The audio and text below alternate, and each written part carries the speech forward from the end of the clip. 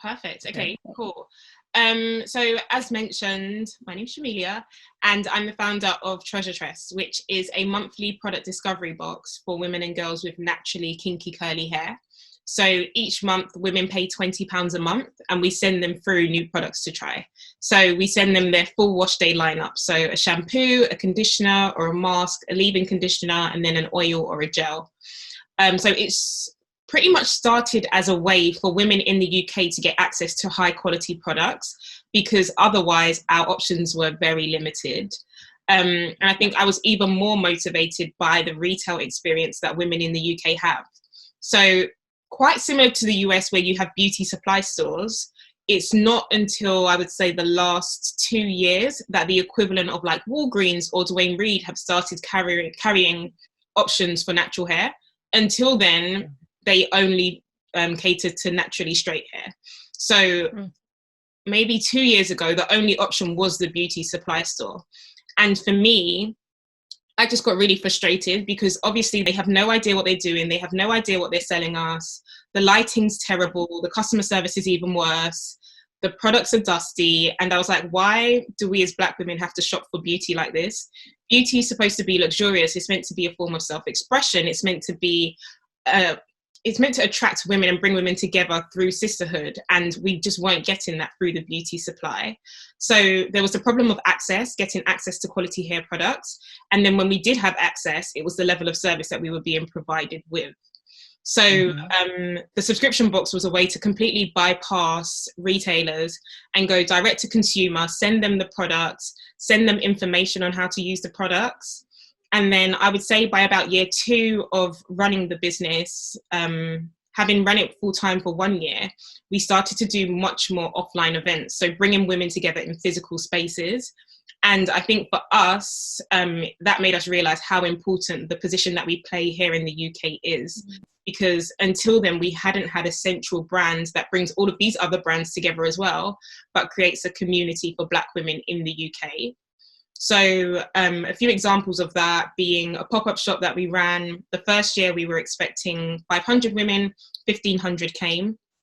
The next year we ran a pop-up shop, well last year actually, we ran our next pop-up shop, we were expecting around 1,500 and 2,500 came.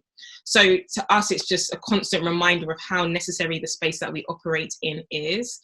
And I've always said that beauty is just the conversation starter. Like, we don't want it to start and end in hairstyles. We want it to start in hair conditioner and end in business and self-development and personal development.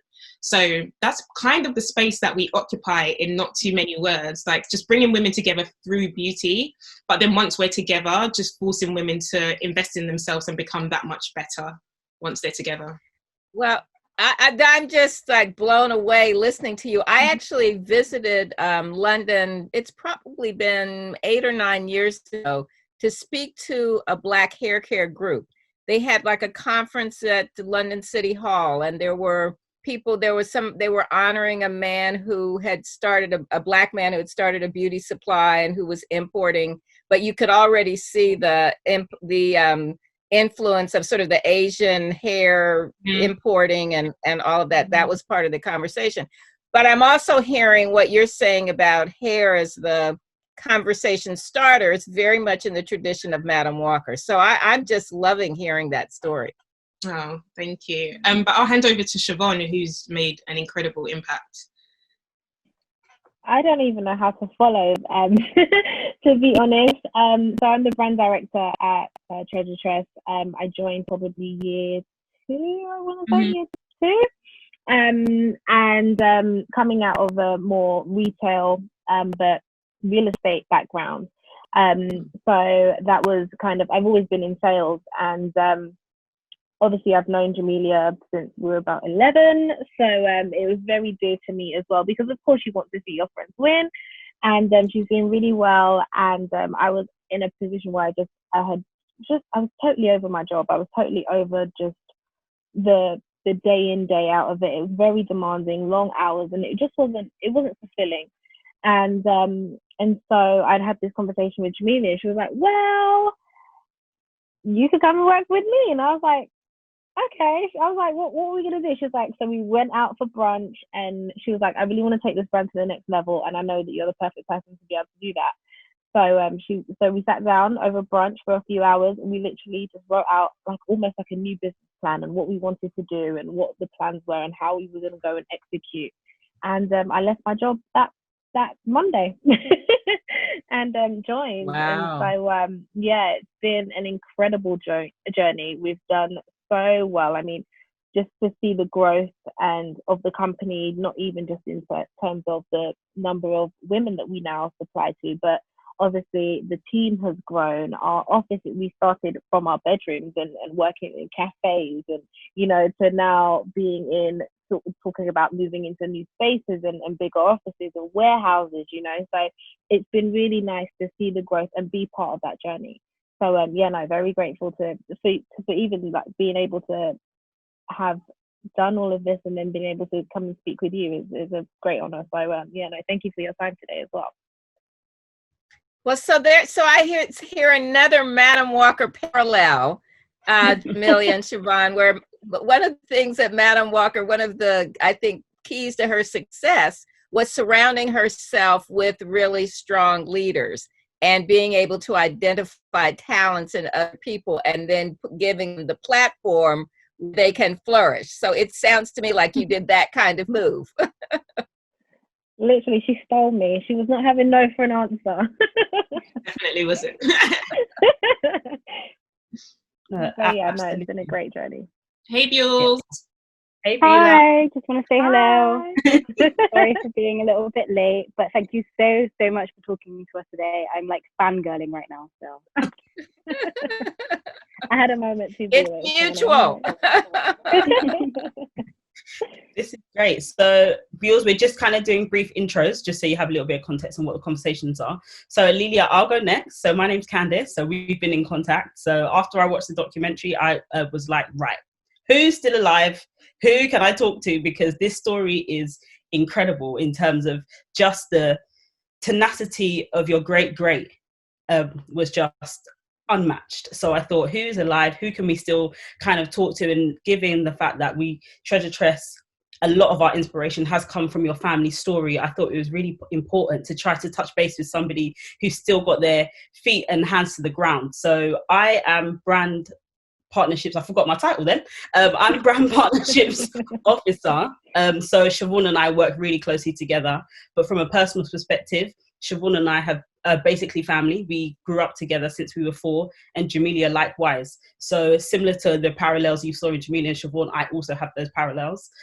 So for me, my role lines up really nicely with Siobhan. So in terms of sourcing new business, kind of building relationships with brands, and also the natural hair influencer market has really boomed over the last 4 or 5 years.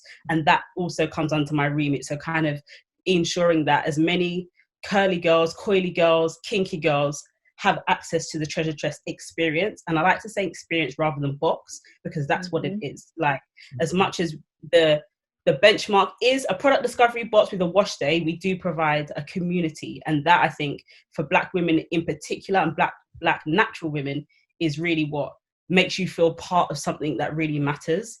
So for me, knowing that the community in terms of employment and just the personal impact that your family's had just meant that talking to you was an absolute necessity. So again, already, thank you so much for your time today. Oh, I'm so glad you reached out. I mean, it's just sort of the international nature of what has been going on in this industry for so long. You know, Madam Walker in 1913, by then she had already traveled pretty much all over the United States, but she went to Haiti, Jamaica, Costa Rica, Panama, and one other country I'm forgetting, but Cuba. So she was traveling internationally. So she saw the diaspora. And then, as I had mentioned earlier, her daughter went to Europe and Africa and the Middle East. So there is very much an international flavor, because curly, kinky, coily girls are all over the world. Absolutely. So yes, thank you so much. And Bules, if you could just do a brief intro. Yes, sure. So hi, I'm Beulah. So for Treasure Tress, I am the digital community content creator. So that basically means I make most of the content that we put out online. So from the weekly newsletters to the product photos to hair tutorials to blog posts, tweets, just anything that we do online. I'm usually the person creating it. It's a lot of fun. I love working for the company. One, I love working with Black women.